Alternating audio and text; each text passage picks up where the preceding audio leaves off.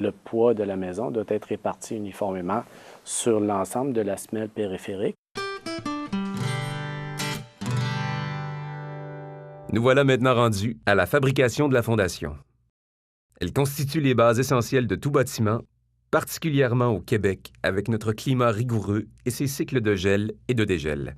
Mais avant de la construire, il faut déterminer quel type de fondation nous avons besoin. Yannick, quelles sont les possibilités? Lorsque l'on arrive pour la conception d'une maison, il faut savoir l'occupation future à l'intérieur de cette fondation-là. Est-ce que la fondation va être occupée par les résidents ou on retrouve tout simplement un vide technique pour les équipements de plomberie, de chauffage? Le vide technique comme tel va nous permettre de pouvoir avoir accès à la plomberie, à la mécanique du bâtiment sans avoir à faire d'ouverture dans les murs ou dans le plancher.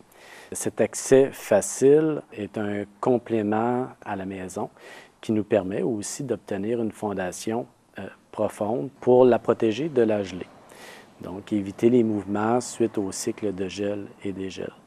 Le vide technique est une alternative finalement intéressante pour abaisser les coûts de projet de construction.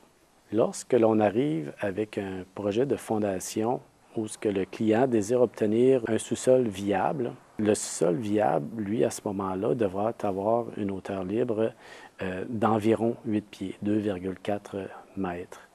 Le sous-sol viable nous permet, encore une fois, comme le vide technique, d'avoir une protection contre les cycles de gel et dégel de notre maison. Donc, la semelle se trouve ainsi protégée contre la rigueur de l'hiver.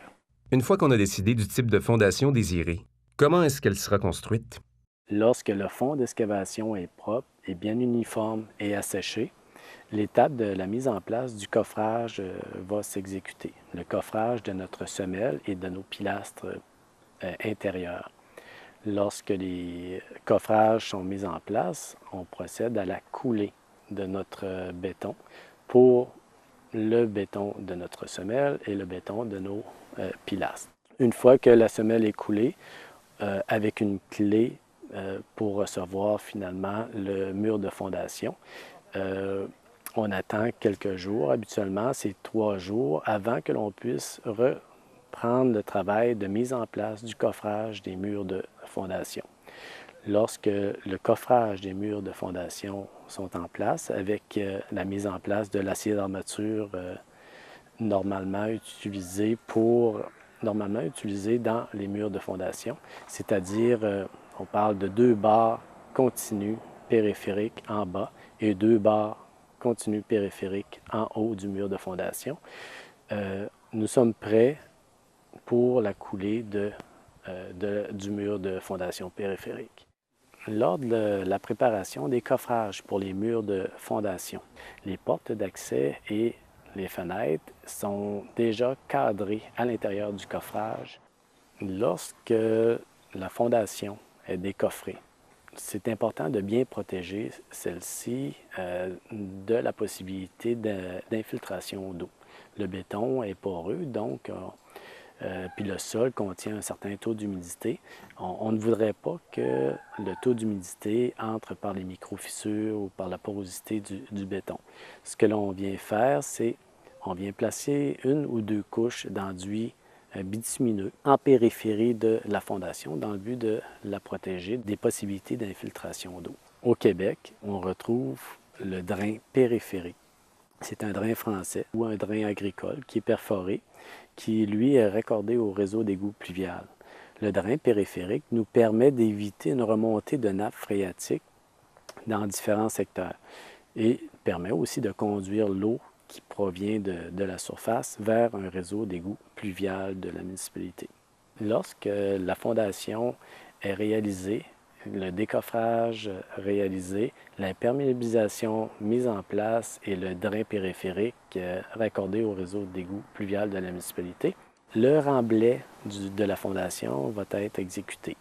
Le remblai va être exécuté avec un taux de compaction d'environ 90 % pour éviter les affaissements ou les affaissements périphériques de notre remblai au cours des années.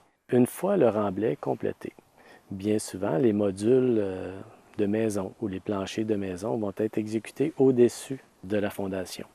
Une fois que le plancher est réalisé, que les murs sont réalisés, c'est-à-dire que le sous-sol a une toiture ou un abri, l'étape de la coulée de la dalle va s'exécuter. La dalle du sous-sol sera coulée lorsqu'elle sera protégée des intempéries, soit par un abri, soit par le plancher du niveau supérieur ou la mise en place des différents modules. L'étape des fondations est maintenant terminée. En construction usinée, on commence à fabriquer la maison avant même que les fondations soient terminées, car elle n'est pas construite sur le site. C'est l'une des raisons qui nous rend plus rapides. Allons voir comment la maison se construit.